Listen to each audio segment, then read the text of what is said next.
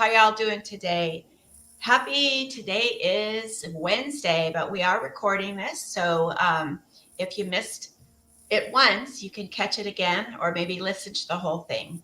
My name is Jenny Dial, and I am I guess I'm the creator and founder of Busy Book Store. And I have a website of that name, and we do Facebook and Instagram.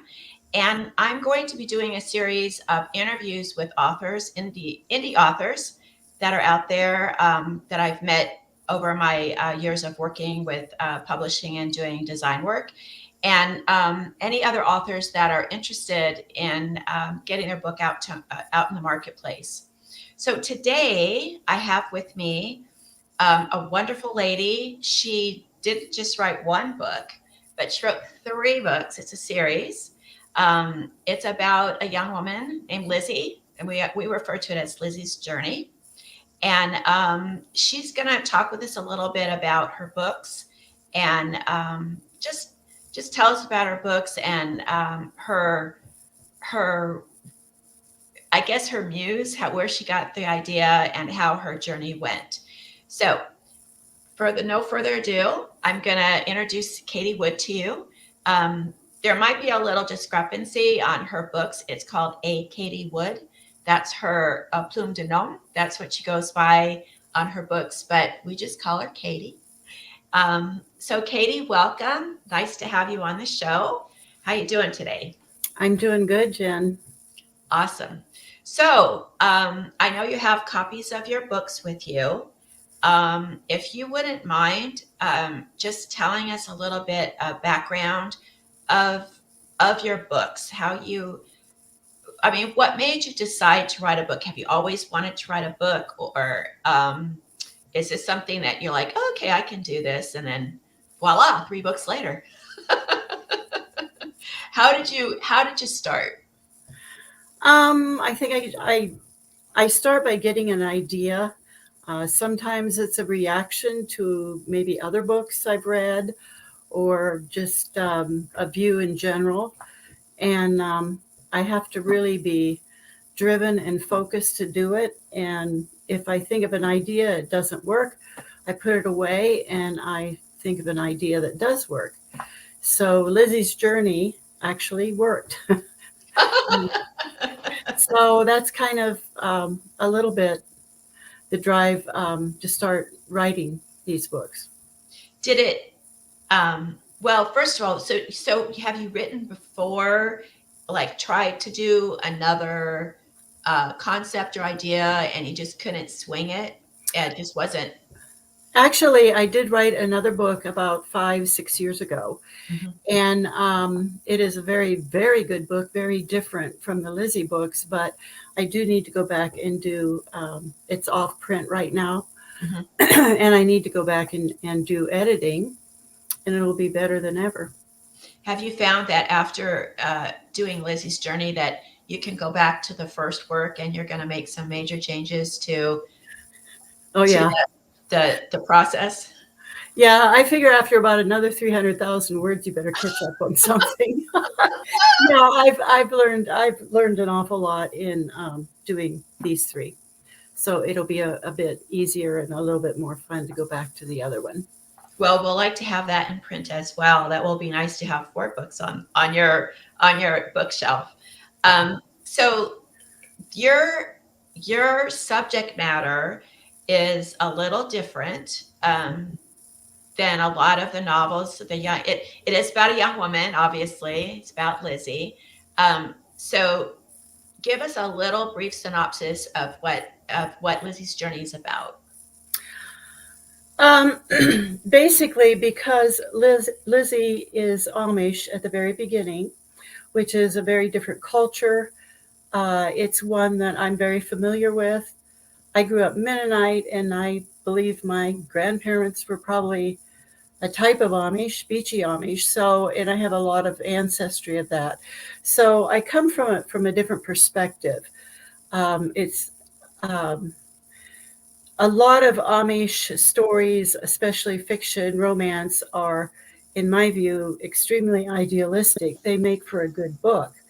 but I just wanted to put a different perspective on it. So it is essentially the Amish girl that walks out the door because she's angry and rebellious. Mhm. It's her journey into a foreign world, um, about the people that help her. Uh, Her main idea on leaving is she wants to get out of this situation. But the second very prominent idea for Lizzie is she wants education. So Oh, okay. her journey is going, and that's her burning desire. Um, if there's any slightly similar genre of this book, would be autobiographies of Amish women who have left, and in most of them, their desire is education. That's fascinating. You know, there's been a couple of TV shows um, where they show the rebellious teenager and she Mm-hmm. goes into town. I think we've Mm-hmm. seen those on cable where she goes to town and she has her hair cut and she's trying makeup and things like that. So the fact that you're bringing in the education aspect of it is interesting because I don't think many people get that from, when we think of rebellion, especially with teenagers, that's not normally the impetus for them to leave. Right, right. You So if with in Lizzie's stories, if there would ever be a good rebellion, Lizzie has it. Because but she does later on in the story, she does take that anger and rebellion, and it's not exactly quenched, even though she's reached her goals. But it would be a good rebellion, and she's not her main. She's interested in this new world, but she still has that goal of education and wanting to know more. So her rebellion, like I say, does take a good turn. do you carry her? So the Amish are known for certain values, Mhm, not just religious values, but their lifestyle, mhm. how they conduct their life in their communities. So did you bring that into? I don't want to give you too much of the book away, but does Lizzie use that? I guess would be a better way to ask it. Does Lizzie use that background to help her through her? Yeah, it definitely does help her. She spends the first year before she even goes to college. She gets her GED and takes her SAT, and she lives with. She has surrogate parents, Mennonite, that really help her and show her.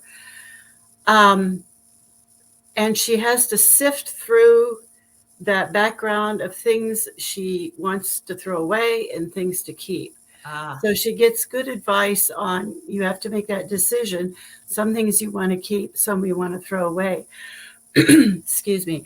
But she does keep the massive self discipline. She does keep the work ethic.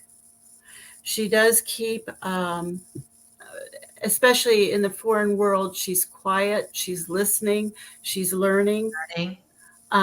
So she's not, and she wouldn't be what you call openly rebellious at all. She's very cautious, but she learns when she starts going to college and working on her goals. She learns that, boy, that work ethic is really good, Important. and that self discipline is really good, and guarding your speech is really good. So she really keeps the good things and sort of discards the unnecessary minutiae of rules. I think as I'm listening to you talk about it, it's funny because as a young Amish woman, she would be considered very rebellious and Mm-hmm. probably stubborn. Mm-hmm. Um, but then when she transcends into the quote new world, she's actually more okay. I'm gonna just ease into this. I'm not gonna make waves, right? Mm-hmm. Mm-hmm. Personally, because she's trying to absorb all of the new stuff that she's experiencing. So Yeah, a big part is being excuse me, unobtrusive maybe would be the word, yeah, of going in, and She doesn't really tell anyone she's Amish. Eventually, people guess, of course, if you live in Pennsylvania or the eastern, north and southeastern U.S., they eventually catch that. But she, it's just a part of. She's so focused on learning things that she keeps her own behavior really under very cautious and under wraps, so to speak. Interesting. Well, show me the first title. So, she does have three titles. It's the same. It's the same story. Well, before you do that, so did you plan on writing three? No, I didn't. No. I actually had an outline with this book, which was probably a good idea, but I have a hard time. I can't finish the book until it's finished. The story has to be Right. finished. So it ended up three because I just kept writing and more things happened. And of course, there's not every detail of the book. The time span of the three books is about 20 years. Oh, okay. So the first part is a lot of year to year, maybe month to month. But then as she eases into her adult life, we start, you can pretty much see without doing such detail in it. But I just started writing and I found out, boy, it's kind of long. And I got a lot of help on that. First it was two, and well, maybe you should do three. So, Well, as an author myself, I do children's books, but I have to kind of work with an illustrator, um, which I which I found a lovely one. But I have to kind of sometimes. We had a conversation about my second book. She put a hat on one of my characters, mm-hmm, and I didn't write a hat in. And so I had to go back and we kind of went back and forth. I'm like, I don't know about the hat, mm-hmm, Um, but then I liked it. And so I had to go back into the script and add the hat because, yeah, it's a really important part of this character. mm-hmm, Um, and so I know what it's like. And I know there's classes. I don't know about you. I never took a class. I'm not a purist. I know you can go mm-hmm, to book clubs and you can go to writers' forums. You can do all these places on how to write, what to write, and I get all that. I'm not that kind of a person, and mm-hmm, I'm getting you're not that kind of a person either. no, You're probably a reader, right? You probably have a big old reader like me. Um, Before we started, everybody, Katie and I were talking about the fact that we're all about books these days, but we don't even get time to read for pleasure anymore. very true. We're writing and we're doing other things. So,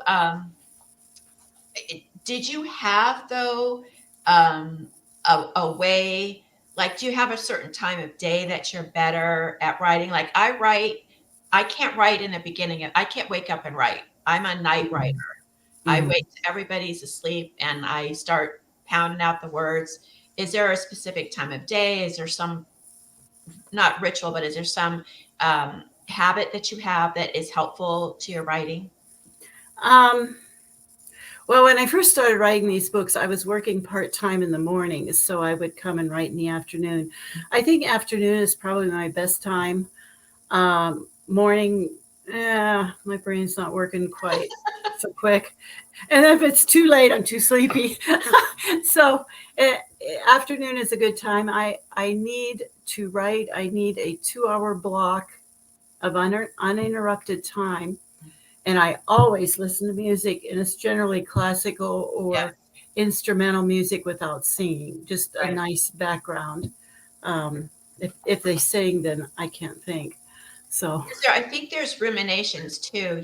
mm, Um, my brain is always going, and mm, so sometimes, whatever I'm writing, if I'm just writing newsletters or something, and I think, gosh, I got to come up with content, and I've got nothing in the mm-hmm, morning. It like yeah, just disappears. But then as my day goes, it kind of pops back up and I can get into the groove. So Mhm. um, you're right. It's like in the morning I don't want to.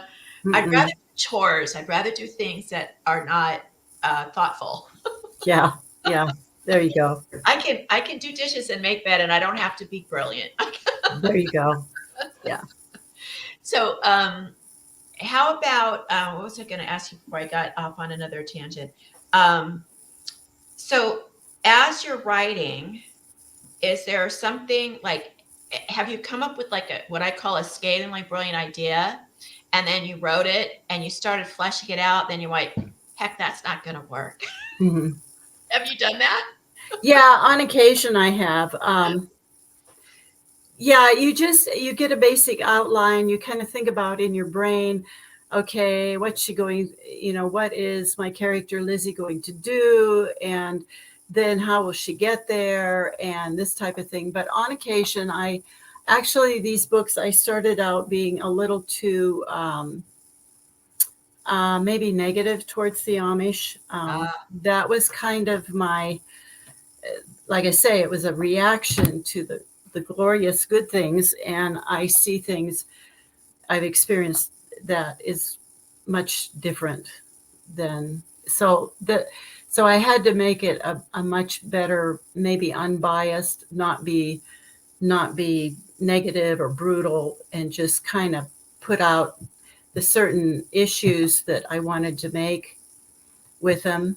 Is that kind of so? I think that would be, um, you know, when you're an actor or an actress, you become that character. Right. Um, but as a writer, because the character and an actor that's written for you, Mm-hmm. so you have the good fortune of somebody telling you, look, this is what this character is. Mm-hmm. But when it's your character and you are creating it and you're that character's voice, you have to actually put yourself take away all your emotions or what you had Mm-hmm. thinking, you know, maybe not good about this person, but you have to give them a flesh out, right? Because she Right. probably loved her parents, Mm-hmm. right? But Yes. but there was a strictness and probably things that she didn't like. She's Mm-hmm. young, and Mm-hmm. so there's a natural um, pushback no matter what the parents are. And Mm-hmm. then you've experienced it in a personal manner, so you have to kind of get rid of that and go to see what Lizzie's seeing. Yeah, you really definitely do put yourself into the character. I've gone so bad that I call my daughter Lizzie, or whoever the other character is. So you're constantly in that character thing, and you don't. I think any author, you maybe if you personally know them, you will see their writing sometimes is them in a Yes. certain extent, but then in another way it can't be them. I mean, but you have to. I guess that's the imagination part, the Yes. creativity part, where you kind of know what she's doing, but she's not going to do everything maybe the way you would have done it. So you have to keep it in that thought process, I think. Well, I think one of the biggest things for a new author, and you can tell me if this happened, is um, putting yourself out there, because whatever you write about, people are going to assume that either you've experienced it or you Mm-hmm. know about it. Like if you're writing a really hot and heavy, you know, historical romance, Mm-hmm. you're thinking, oh my gosh, can I put that out there? Can I do, you're really, especially to your family and your friends, other people, Mm-hmm. they're not going to know. But that's why I didn't write a novel, because I'm like, you know, I'm going to stick with the kid stuff. That way I don't tell all my secrets and my sins. But There is a certain amount of that. My first book being, it would probably be a historical. It was World War II, maybe a romance, but it was a really odd one. But those that are fun. that Put yeah, but that you book out put, there. you know, kind of in that book, I really put out what I think might have been shocking to some people, which is it's entirely out of my realm of experience. So Right. that book was extremely creative. Whereas Lizzie's story is very creative, but it's very close to home Okay. as far as her thought processes and essentially the legalism of the religious legalism of the Amish. So you didn't So, feel like there was a part that you wrote that you're like, I don't know if I should put that in, or um, not really. good. It had a huge. I suppose the similarity between Lizzie's story, perhaps, and myself to a certain extent, because I dealt with some legalism growing up. Um, Explain that, would you, to the audience that doesn't understand that okay, particular term? the Amish in the story of Lizzie's journey is a religious sect with lots and lots and lots of rules, and rules equal legalism. It could be government bureaucracy would be the same thing. We Got know one rule. that. You have one rule, you need a whole bunch more. Or But this is, it's almost, and many religious sects have these. There's endless different ones. But the Amish are very, they wrote the book on the rules. And they kind of pick and choose, at least from a biblical standpoint. And they change. Amish do change. Wouldn't think so. It's been around for about 400 years, and I go back into the history of it. But there are changes. But that's kind of the gist of these books. Is she maybe doesn't know the word for her rebellion at the beginning. It's against rules, but it's a spiritual legalism, and her journey is getting rid of that, but yet she keeps good biblical standards of what she grew up with. But then she gets to understand the gospel of grace, got it, essentially. got it. And I know, just from reading other things and your book, um, it varies from family to family sometimes. Mm-hmm. Mm-hmm. An older generation may be much more strict and less, you know, um, able to deal with the changes. Mm-hmm. And then there's some guys, some parts that are fence sitters. They have to Mm-hmm. go out. Obviously they're industrious, and they look to feed themselves and create Mm-hmm. businesses in the modern world. So it's got to be very confusing. And there's no head person. Mm-mm. There's no head of the following. So whoever is kind of the most aggressive or the most Mm-hmm. person ability to take charge is the one that's going to set the rules. Correct. Correct, and they vary greatly. Amish are all over the U.S. There's about probably approximately, I would say, 400,000 in the U.S. and Canada.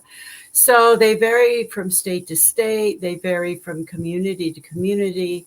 You can have the old order, which we're familiar with, horse and buggy, and then you can have another sect that is even more strict, and then you can have some that are a little bit less strict. Strict. but but part of the difficulty with my book, I mean, it is about the Amish, but it isn't. Isn't. And once the character, the first chapter is very Amish. You see the setting and her dysfunctional family, but once she walks out the door, the Amish disappear for almost 14 years. Wow. So this is her journey into a foreign world, a different world, and then she comes back later and has more contact with them, and there's a good reconciliation with her parents and with her siblings, but they weren't really the real problem. But they do come back in her life in later years, 14 or 15 years later, and essentially they are, maybe the word is redeemed, at least in her view, because they do have very good biblical things. It's just that they got sidetracked in the bushes, I think. So they Well, are redeemed at the end, but this is not day to day Amish because, like I say, when she walks out, they're gone. they're gone. But Well, you, it's interesting because um, we expect everyone to always be aware of certain things, and mhm, you've lived isolated and in your own um, world, so to mhm, speak. That one brave person that steps out and mhm, finds that the sky is not going to fall, is able to kind of bring that light. mhm, May not change the person completely, but at least there can be an understanding of mhm. both sides, and that's a very cool thing to do. And um, she's a very low key hero. Yeah, she is very low key. Just sticks with it, keeps living each day, day by day.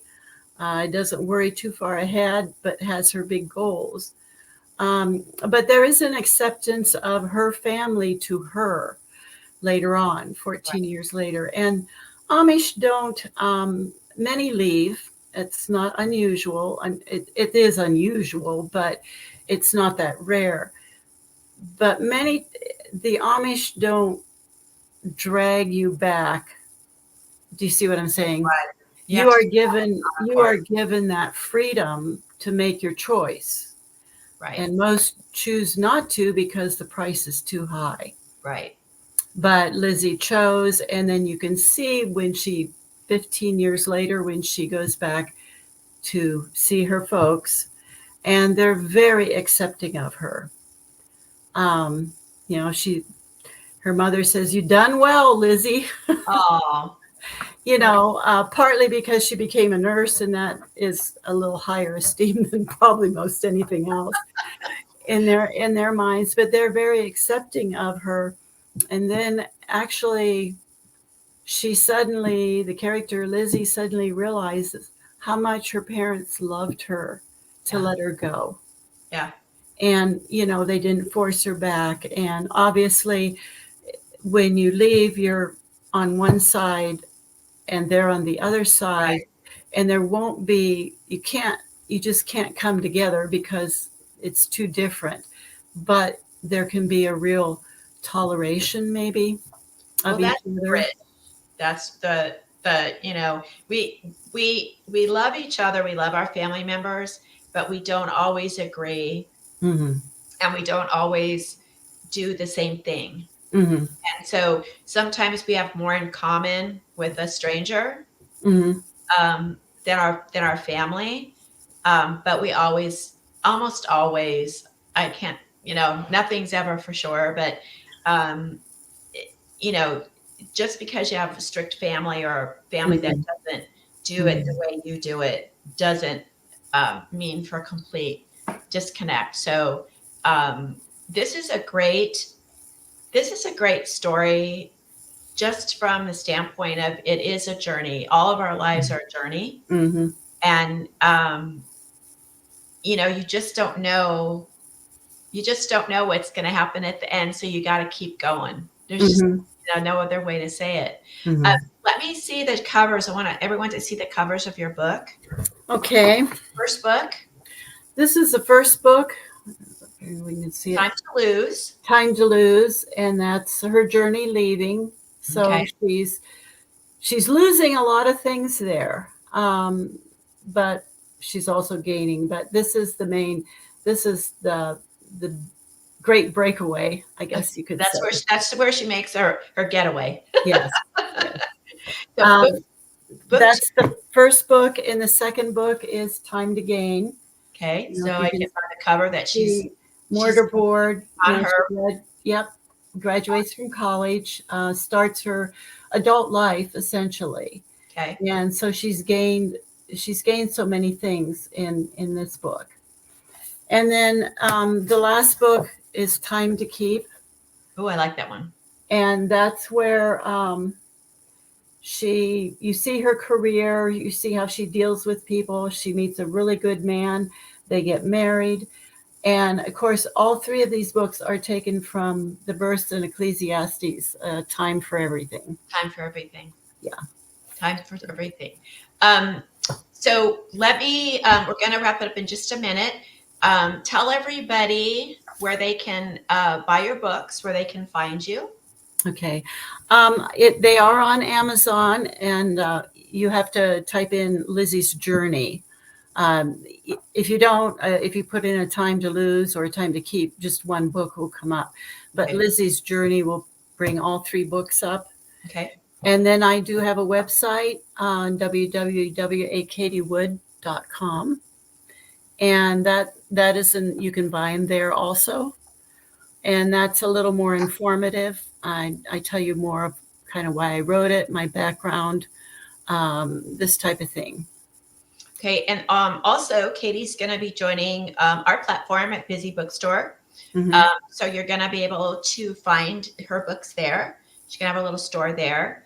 And so, Katie, I'm so happy you joined us today. Your story is fascinating. I think your books are going to do really well. I'm hoping that we can get you out there, and I want to see the other book. I'm interested. It's coming. It's coming. Okay, I got, perfect. even when it wasn't super edited real good, it frankly, in my view, it is the best book I will ever write. Oh, It was super, super, super good. now you're But really pushing the envelope. you just have to wait. Hopefully this year You I'll. know what? It's so funny. It's such a writing. I've done a lot of things in my life, a lot of different crafts and a lot of different design techniques, all kinds of stuff. But writing is really not easy. Even if you're good with words, even if you're good, you have a grasp of your language, Mhm. um, structuring and making things come around and putting things together. And especially if you're talking, a couple 100,000 words. So the fact that you came out of the shoot with three, even though you did one, the three, it's amazing. Mhm. And I want to thank you so much for appearing on the show. I hope you had a good time, and let's see what Katie's got for us next. But look for her books, Amazon, on her website, akatiewoods.com, and find her on Busy Bookstore. Okay. All right, Katie. We'll talk to you soon again. Thank you so much, Jen. All right. Take care. Uh-huh.